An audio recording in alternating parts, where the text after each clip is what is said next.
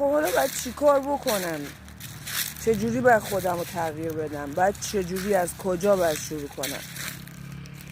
خب بعد از اینکه من پذیرفتم تا الان زندگیمو، اگه اعتیاد دارم، اگه الکل درگیرم، اگه قرص اعصاب مصرف میکنم، نمیدونم، اگه تو زندگی مشکل دارم، هیچ کدوم از اینا رو استفاده نمیکنم ولی از درونم مشکل دارم، حالم خوب خب بعد از همه اینا اولین کاری که من میکنم باید برم آگاهیمو نسبت به بخشش خودم و آدمای گذشتم آگاهیمو ببرم بالا. نمیگم الان بریم ببخشینشون، اول آگاهیتون رو ببریم بالا، بدونین این بخشش اول در حق خودتون قراره چیکار کنه و تا زمانی که نبخشین چه اتفاقی میفته و چقدر از شما انرژی خاری میشه.